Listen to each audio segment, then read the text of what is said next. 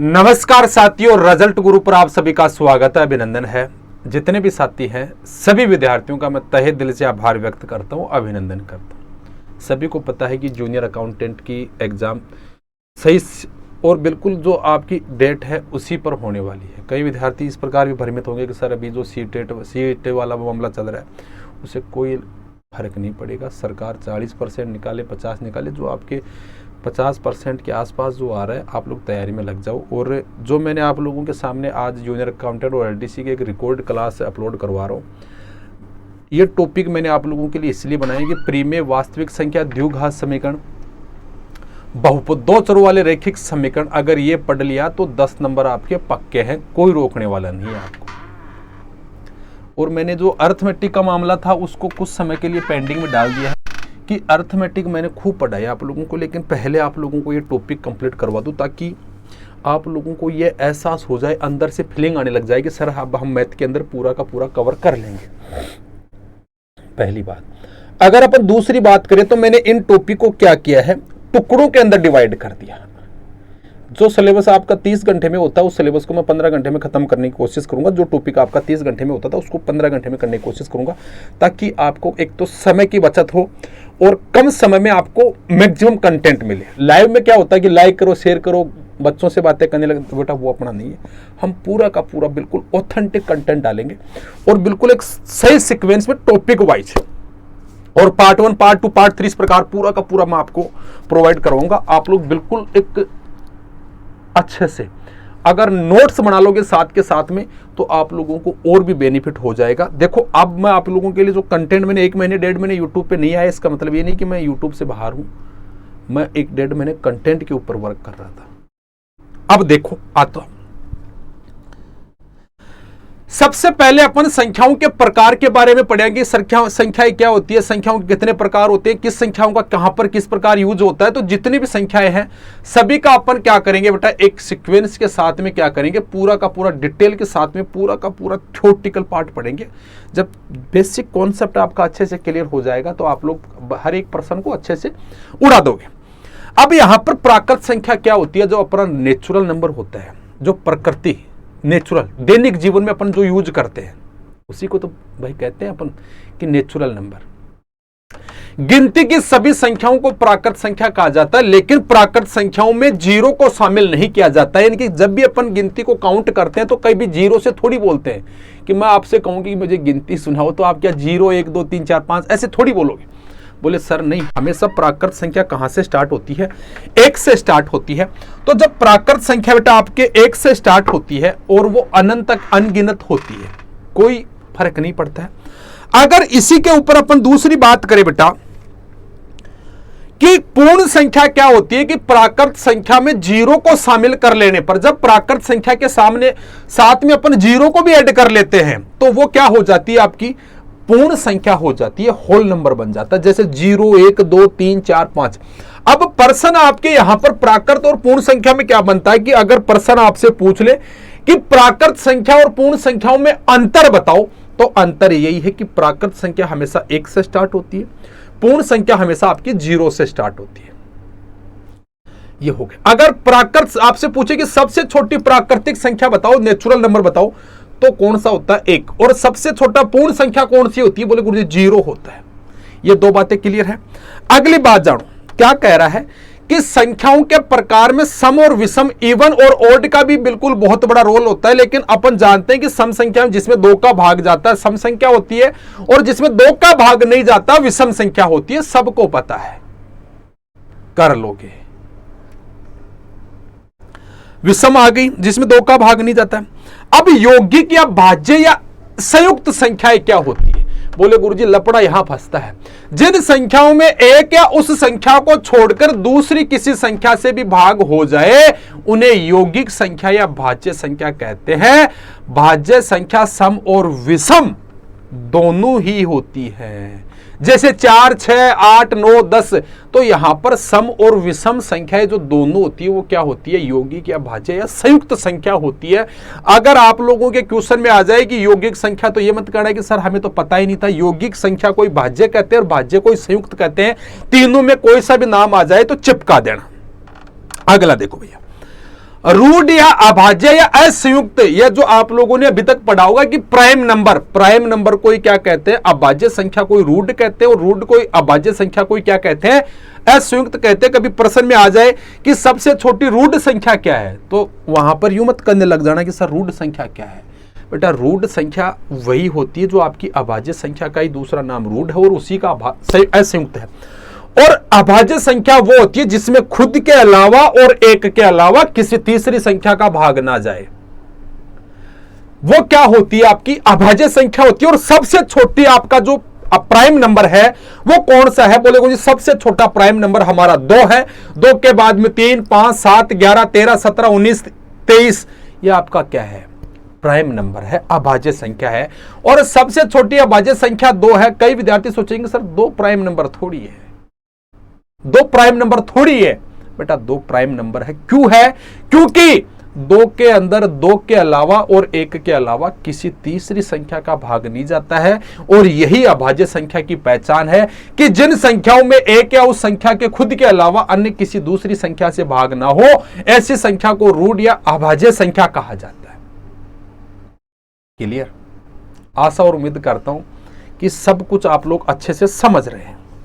अगला देखो बेटा क्या है, अगला मामला जुड़वा या अभाज्य संख्या। आप लोगों ने अभी तक अभाज्य संख्या सुना होगा, जुड़वा अभाज्य संख्या नहीं सुना होगा। इसके ऊपर भी प्रश्न पूछता है। मैं एनसीईआरटी बेस जो होते हैं वो आपको करवा रहा हूं और एनसीईआरटी के पूरे करवा दूंगा, 9th, 10th, 11th, 12th। अगर ये कर दिया ना आप लोग तो एलडीसी और जूनियर अकाउंटेंट में 1% सिंगल पर्सन बाहर नहीं जाएगा आपका, मैं वादा करता हूं आप लोगों से। अभाज्य संख्याओं के जोड़े को जुड़वा अभाज्य संख्या, अभाज्य संख्याओं के जोड़े को जुड़वा अभाज्य संख्या कहा जाता है, जिसमें 2 का अंतर होता है। जैसे बोले गुरुजी 11 और 13 ये क्या है, अभाज्य संख्या, और इसमें अंतर कितने का है, 2 का है। 17 और 19 अंतर कितने का है, 2 का। दोनों की दोनों संख्या अभाज्य संख्या है। आया समझ में? जोड़े अथवा अभाज्य संख्या कहा जाता है जिसमें 2 का क्या हो, डिफरेंस हो, अंतर हो। 13, 11 अंतर, या 11, 13 अंतर कितने का, 2 का। 17, 19 अंतर कितने का, 2 का। इसी प्रकार की संख्या क्या कहलाती है, जुड़वा अभाज्य संख्या कहलाती है।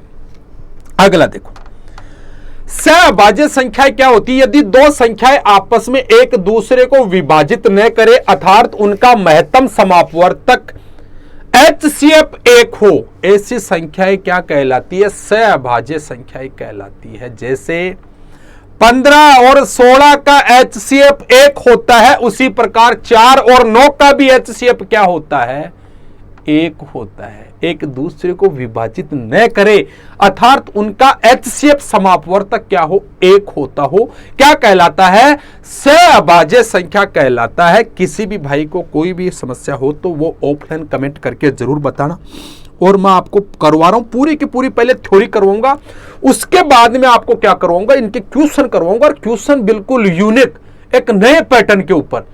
हर एक प्रीवियस क्वेश्चन तो होगा ही होगा, उसके साथ में नए क्वेश्चन आप लोगों के लिए समावित जो आने वाले एग्जाम में मैथ के लिए। बेटा मैं आपको पहले भी छोट दी थी सीटी के अंदर भी, और काफी सारे विद्यार्थियों ने कहा कि सर ये आएंगे कि नहीं आएंगे। जिस दिन पूरे के पूरे प्रश्न छपे तो सभी विद्यार्थियों ने सर पकड़ लिया था कि सर क्या पेपर पहले ही आउट हो गया था क्या।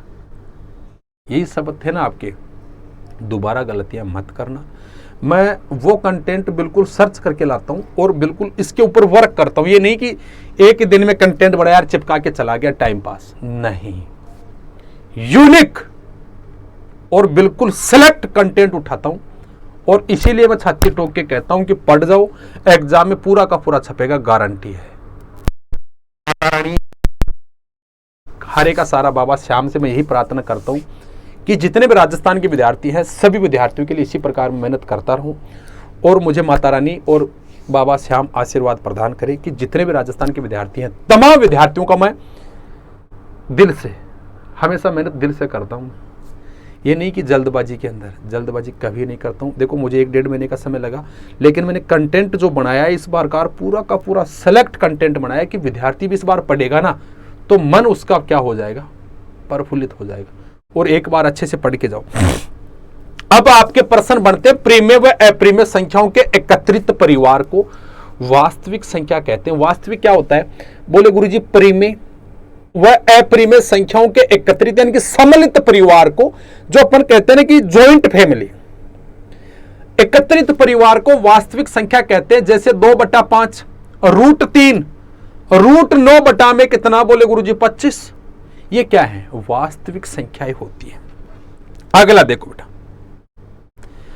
वास्तव में जिन संख्याओं का कोई अस्तित्व नहीं होता है उन्हें क्या कहते हैं? अवास्तविक संख्या कहते हैं। जिनका मार्केट में कोई वैल्यू नहीं है, जिनकी मार्केट में कोई वैल्यू नहीं है, अस्तित्व नहीं है, वो भी कहते हैं कि मैं अवास्तविक हूं। तो जैसे कहते हैं कि लुप्त हो गया, लुप्त प्राणी है, तो ये अवास्तविक संख्या कहलाती है जिनका वास्तव में कोई अस्तित्व नहीं होता है। जैसे -√4, -√1, ये क्या है? अवास्तविक संख्या है। अब इनके ऊपर प्रश्न कैसे बनेंगे वो पूरी की पूरी जानकारी आपको टेंशन ना करो, पूरा मैंने मैटर तैयार कर लिया है। जूनियर अकाउंटेंट और एलडीसी का एक सेपरेट मैटर तैयार कर लिया है। जो जूनियर अकाउंटेंट और एलडीसी के अंदर पहले टॉपिक है वो पहले करवाऊंगा, जूनियर अकाउंटेंट का छोड़ दूंगा, उसके बाद में एलडीसी का करवा दूंगा। वैसे तो सभी एग्जामों के लिए, राजस्थान के जितने भी एग्जाम हैं, सभी एग्जाम के लिए आप लोग इस टॉपिक को और जो मैं करवा रहा हूं उनको देख सकते हैं। जो शिक्षक वाले विद्यार्थी हैं, जो शिक्षक वाले भाई बंधु हैं, जो रीट की तैयारी कर रहे हैं, ग्रेड 1, 2 की तैयारी कर रहे हैं, उनके लिए भी लाभदायक है। शून्य सहित धनात्मक एवं ऋणात्मक प्राकृत संख्याओं के समूह को पूर्णांक संख्या कहते हैं। जैसे माइनस का जीरो के एक तरफ की वैल्यू क्या होती है? बोले गुरुजी धन। एक तरफ क्या होता है बेटा? बोले गुरुजी ऋण। तो यही तो होता है कि धनात्मक एवं ऋणात्मक प्राकृत संख्याओं के समूह को पूर्णांक कहते हैं। और जैसे मैंने बता दिया आपको, इनके ऊपर भी प्रश्न खूब सारे बनते हैं बेटा। धनात्मक पूर्णांक क्या होता है? बोले गुरुजी 0 से लेकर के 1 से लेकर के 6 तक प्लस वाली जो वैल्यू होती है वो धन होता है, और जो नेगेटिव वाली वैल्यू होती है वो क्या होता है? ऋण होता है। समझ गए बात को? अब देखो परिमेय संख्या है। भाई साहब प्रश्न यहां से उठता है, जो संख्या यहां पर अगर क और क समझ लो या P/Q समझ लो, बात एक ही है कि P/Q के रूप में लिखी जा सके उन्हें परिमेय संख्या कहते हैं। जहां P और क यानी कि P और Q दोनों ही पूर्णांक है, दोनों ही पूर्णांक हैं, परंतु Q कभी 0 के बराबर नहीं होता है। क्यों नहीं होता है? समझो कि P/Q बराबर, अगर मैं Q की बात करता हूं बेटा, तो Q कभी भी 0 के बराबर नहीं होगा। अगर 0 के बराबर है तो वो परिमेय संख्या नहीं है, वो क्या है? अपरिमेय संख्या है। कैसे? बोले गुरुजी अगर मैं यहां पर P/Q दे रखा है 5/0 लिख दूं तो बेटा यहां पर P क्या आ गया? बोले गुरुजी 0 के बराबर नहीं होगा, ये आपकी परिमेय संख्या नहीं है। परिमेय संख्या वो होती है 0/5, 2/5, 8/5, जो भी लिखो लिख लो, लेकिन हमेशा Q की वैल्यू 0 कभी नहीं होगी। ये आप दिमाग में डाल लो, तभी आप लोग परिमेय और परिमेय संख्याओं को सीख पाओगे। अब देखो अपरिमेय संख्या क्या होती है? जो दशमलव भिन्न को अशांत और न दोहराए जाने वाली हो। वे दशमलव भिन्न जो अशांत क्या होती है? जैसे अपन घर के अंदर बैठते हैं, 5-10 लोग बैठते हैं, अपन ग्रामीण क्षेत्र से बिलोंग करते हैं, तो 5-10 लोग जब बैठते हैं, अपना राजस्थान की बात बताऊं, अपना घर अगर 5-10 लोग बैठ जाओ आप, तो जो एक फड़फड़ाहट करने वाला होता है, जो ज्यादा बोलता है, तो बाकी के 9 लोग क्या सोचते हैं? बोले गुरुजी वो रुकेगो कणा, इको फड़फड़ाहट कणा रुकेगो, बी को फड़फड़ाहट रुका को नहीं, वो बोले जाएगो, दोहराया जाएगो। बी की बातों के ऊपर अगर वो क्या होती है? अपरिमेय संख्या होती है, अशांत होती है, जो रुके ना, जिसको पकड़ के रोकना पड़ता है। तो यहां पर मैंने इसका एग्जाम्पल भी दिया है। 0.10101000 यहां पर जो वैल्यू है ये क्या है? अशांत है। अगर अगले की अपन बात करें कर्मागत सम संख्याएं, कर्मागत सम संख्याएं वो होती है जो लगातार हो, 2, 4, 6, 8, 10, जिसमें किसी प्रकार की संख्या का कोई गैप ना हो, कर्मागत सम संख्या कहलाता है।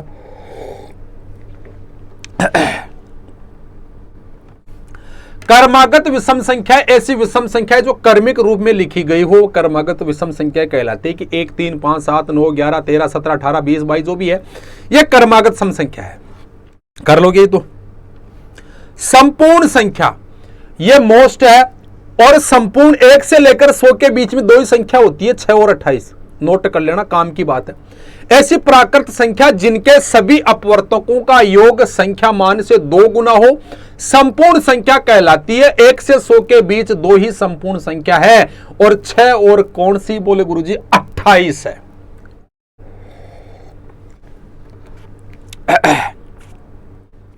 द्विआधारी संख्याएं वे संख्याएं जो 0 एवं 1 से निर्मित होती है, द्विआधारी संख्या कहलाती है। ऐसी संख्याएं मशीनरी के लिए उपयुक्त होती है। अब देखो बेटा, अब आता मामला असली। 2D और 3D का खेल अब स्टार्ट होता है कि 2D और 3D क्या होता है। और आप लोगों के लिए इससे इंपॉर्टेंट चैप्टर नहीं, मैं कह रहा हूं कि सभी के सभी कॉन्सेप्ट को समझना पड़ेगा, तभी आप लोग द्विघात, बहुपद वाला, दो चर वाला रैखिक समीकरण, तभी इन प्रश्नों को आप लोग कर पाओगे। अब सर कहेंगे कि सर इनसे क्या रिलेटेड है, क्या रिलेशन है उनका? रिलेशन हम बनाएंगे, कैसे बनेगा, और एक यूनिक पैटर्न के ऊपर आपको करवाएंगे। दुनिया की भीड़ चाल में नहीं चलेंगे बेटा, भीड़ चाल से हट के काम करेंगे। सेलेक्ट, कम समय में पूरा का पूरा सिलेबस कवर और पूरा का पूरा यूनिक, फालतू की बातें बंद है।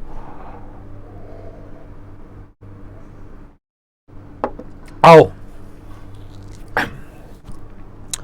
2D क्या होता है? ज्यामितीय में द्विआयामी आकृति एक समतल आकृति होती है जिसमें केवल 2 आयाम होते हैं, लंबाई और चौड़ाई। इसमें क्या नहीं होती है? 2D की मोटाई की नहीं होती है। इनकी 2D की अगर आकृतियों की अगर अपन बात करते हैं, उसमें मोटाई नहीं होती है। यहां पर क्या होता है? लंबाई और चौड़ाई के आधार पर ही यहां पर अगर इसमें केवल 2 तरफ से नापा जाता है 2D में, यह आपका एक क्या दे रखा है बोले गुरुजी? एक रेक्टेंगल है, एक सर्कल स्क्वायर है और ट्रायंगल है, और बाकी मैंने वो डायग्राम आपको बना रखे। ये आपको क्या करने होते हैं, इनके ऊपर ही आप लोगों को 2D के क्वेश्चन इन्हीं से रिलेटेड पूछता है। लेकिन आजकल 2D के क्वेश्चन पूछना कम कर दिया, लेकिन 2D भी पढ़ाना इसलिए जरूरी कि ये भी इंपॉर्टेंट है, साथ के साथ में 3D के क्वेश्चन इंपॉर्टेंट पूछता है। जूनियर अकाउंटेंट और LDC के अंदर मैं वादा करता हूँ, अगर कोई विद्यार्थी जो ये छोटे छोटे वीडियो बना रहा हूँ, मैं ज़्यादा समय के नहीं आधे आधे घंटे की वीडियो बना रहा हूँ, अगर इन वीडियो को वो अच्छे से रीड कर गया, कोई नहीं हिला सकता, गारंटी देता पुरुषोत्तम, गारंटी है। अगर कोई विद्यार्थी स्क्रीनशॉट मारना चाहता है, मार लो, बिल्कुल, तभी आप लोग कुछ कर पाओगे। धीरे धीरे समझो, हर एक बात को समझने का प्रयास करो। अब बात करते हैं 3D की। 3D के अंदर क्या कर लिया जाता है? बोले मुझे लंबाई और चौड़ाई और गहराई को भी सम्मिलित कर लिया जाता है। इसमें तीनों पूछे जाते हैं। 3D आकृति में 3 आयाम में प्रस्तुत किया जाता है, अर्थात चौड़ाई, लंबाई और गहराई। 3D शेप में मोटाई को भी प्रदर्शित किया जाता है। अब आपके सामने मैंने लिखा है कि भैया क्यूब, क्यूबॉइड, घन, घनाभ और ये शंकु। शंकु क्या होता है? शंकु बेटा ये होता है, जो अपन ग्रामीण क्षेत्र में बिलोंग करते हैं वो तो जानते हैं। बोले गुरुजी जूफो है, होता है कि नहीं होता है? ये इसका द्वार होता है। ये हम ग्रामीण क्षेत्र में इसलिए बनाते हैं कि जब तूफान आता है तो इसके बगल से हवा निकल जाए, उड़े ना इसकी टोपी उड़े ना इसकी टोपी, इसलिए अपन ये बनाते हैं शंकु आकार का, ताकि किसी प्रकार की जान माल की हानि ना हो। अब ये कंटेंट वो बनाता हूं बेटा, इसमें समय लगता है। ये नहीं कि आया उठाया और बिल्कुल चिपका के आ गया, नहीं, इसमें समय लगता है। इसलिए मैं कह रहा हूं कि जो ये वीडियो आप लोगों के लिए डाल रहा हूं, ये इतने इंपॉर्टेंट है कि समझ लो आप लोगों के लिए ये रामबाण है। कोई रोकने वाला नहीं, कोई रोकने वाला नहीं। पढ़ो आप लोग, बिल्कुल ईमानदारी से पढ़ो। हर एक प्रश्न आपको अच्छे से मैं करवाऊंगा। किसी भी प्रकार के प्रश्न मैं जीरो से उठा रहा हूँ, इसीलिए तो उठा रहा हूँ कि वो विद्यार्थी भी इसमें कंफ्यूजन ना हो कि जिसको कुछ ना आता हो, कि जीरो से वो स्टार्ट करने वाला कि सर मैं नौकरी लगना चाहता हूँ, मेरी मैथ कमजोर है, वो विद्यार्थी पढ़ेगा। और जिसका लेवल है उसके लिए भी अच्छे लेवल के प्रश्न डालेंगे, टेंशन ना करो। गणित, गणित शब्द का शाब्दिक अर्थ है वह शास्त्र जिसमें गणना की प्रधानता हो। क्या बेटा? गणित शब्द का शाब्दिक अर्थ है वह शास्त्र जिसमें गणना की प्रधानता हो। अच्छी बात कही। अब देखो बेटा, समिति, सिमेट्री क्या होती है? आप लोगों ने देखा होगा कि सिमेट्री के ऊपर भी प्रश्न पूछने लग गए आजकल। जो किसी वस्तु को एक समान तथा बराबर भागों में काटती है उसे समिति या सिमेट्री कहते हैं। समिति को इंग्लिश में सिमेट्री कहते हैं। बात एक ही है। अब यहां पर यह आपको दिल का टुकड़ा दिया है। इस दिल के टुकड़े को अगर मैं दो बराबर भागों में बांट दूं तो ये क्या हो गया? बोले गुरुजी सममिति हो गया। ये एक दिया गया है कि डायग्राम, अगर इसको बीच में से मैं काट दूं तो ये भी क्या हो गया? एक सिमेट्री हो गया। सममिति के ऊपर भी अगर रीट की अगर अपन बात करें तो इसमें पेडागोजी के क्वेश्चन भी इस पे पूछता है और वैसे भी इस पे क्वेश्चन पूछता है। तो हम तो सबको साथ लेके चलेंगे इक्वल। किसी भी विद्यार्थी ये ना सोचे कि सर अब हमारा तो पेपर हो गया, हम क्या करें, सीईटी में नंबर कम है। बेटा तैयारी करो, दोबारा सीईटी की तैयारी करो। देखो 2024 में तो सीईटी आएगी, अगर ना करोगे तो फिर नुकसान है। चौपड़ टाइलिंग क्या होता है? इसमें बच्चों को 2D और 3D शेप की नॉलेज कराई जाती है। चौपड़ टाइलिंग क्या होती है? कई बार पेडागोजी में इससे रिलेटेड क्वेश्चन पूछा जा चुका है और कई बार आप लोगों से पेडागोजी को छोड़ के वैसे भी क्वेश्चन पूछा जा चुका है कि चौपड़ टाइलिंग क्या होती है। टाइलिंग होती है जैसे छोटे बच्चे होते हैं, जैसे 8वीं तक के जो बच्चे होते हैं, 5वीं 6वीं का जो बच्चा होता है, उसको जब अपन स्कूल में भेजते हैं तो वहां पर अपन बच्चों से जो बात करते हैं, चर्चा करते हैं, इसमें बच्चों को 2D और 3D शेप की नॉलेज करवाई जाती है। वही तो आपकी चौपड़ टाइलिंग है। चौपड़ टाइलिंग मतलब अपन जो ग्रामीण क्षेत्र से या मकान के अंदर जो टाइल लगाते हैं, जब अपन मकान के अंदर जो 2x2 की या 4x4 की जो टाइल लगाते हैं, उसी को तो क्या कहते हैं? अपन टाइलिंग कहते हैं। जो टाइल लगाते हैं कि नहीं लगाते हैं? बोले मारे तो फूल टाइल लागनी चाहिए। आपने मम्मी माता जी ये कहते हैं कि बेटा मारे तो फूल की टाइल लागनी चाहिए, नई टाइल लगाइए मत। तो बच्चों को भी वो टाइल का आधार दे करके, अब ये जो टाइलिंग के आधार पर अपन बात करते हैं तो 2x2 की टाइल बराबर होती है, तो बोले उसको बच्चे को क्या बोलते हैं गुरुजी? उसमें 2D और 3D शेप की आकृति के बारे में जानकारी दी जाती है।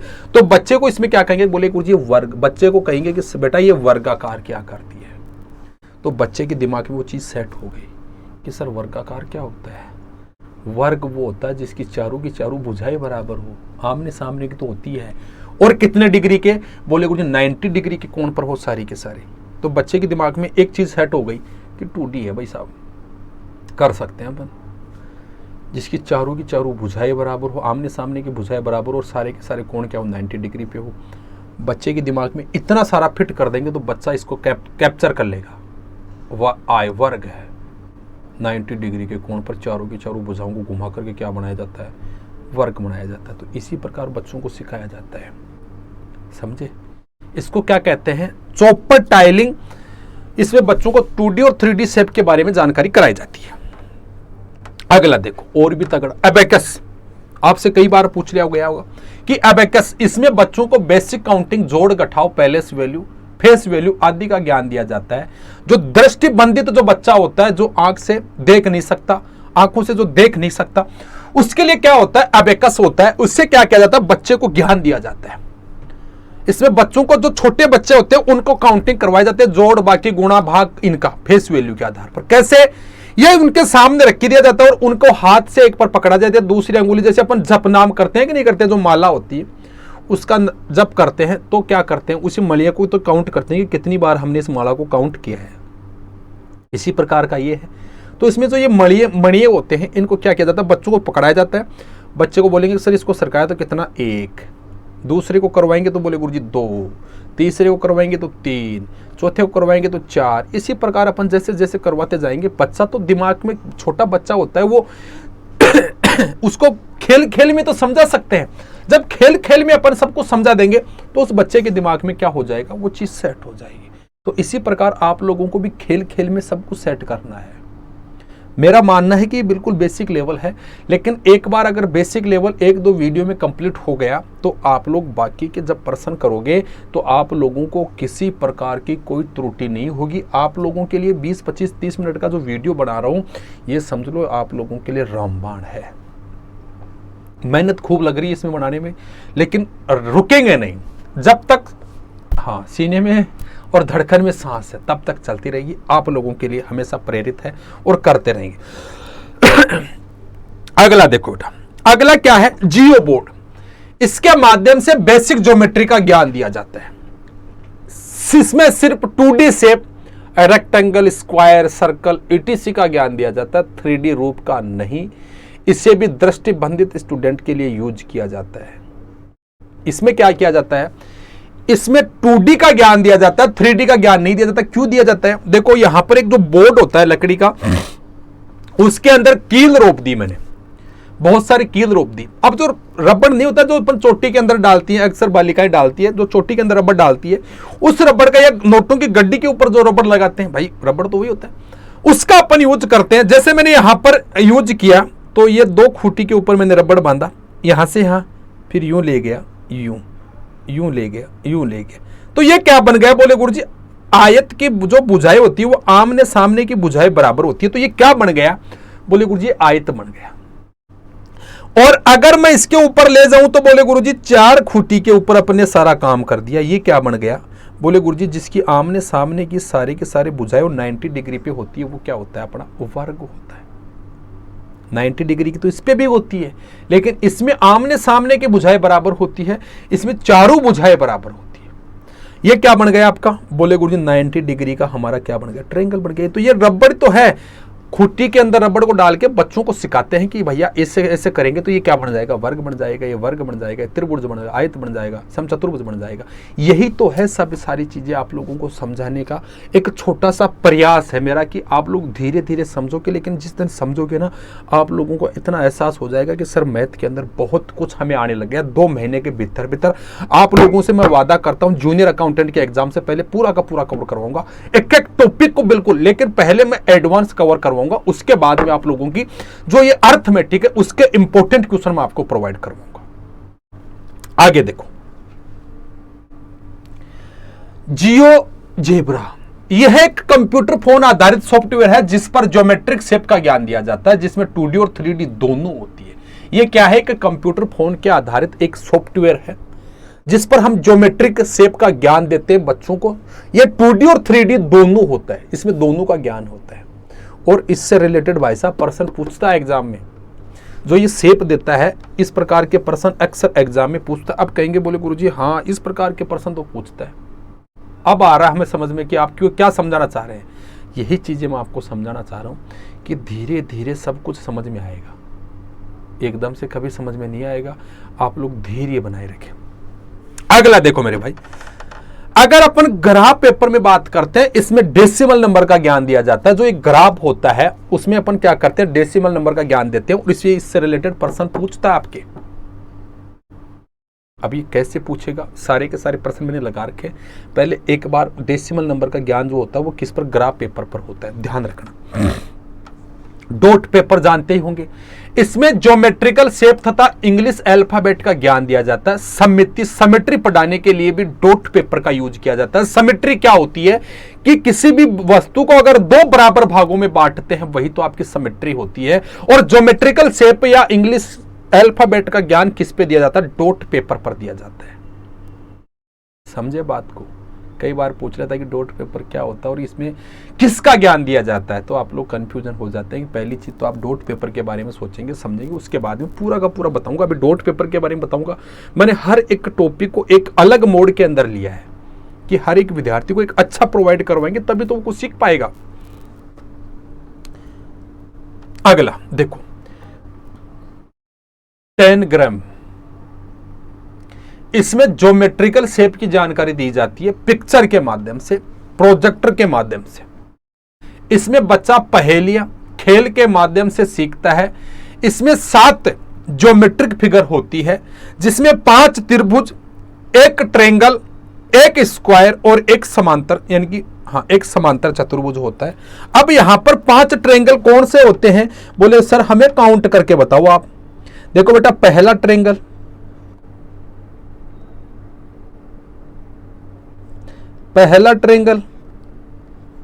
दूसरा ट्रायंगल, तीसरा ट्रायंगल, चौथा ट्रायंगल, 5 ट्रायंगल।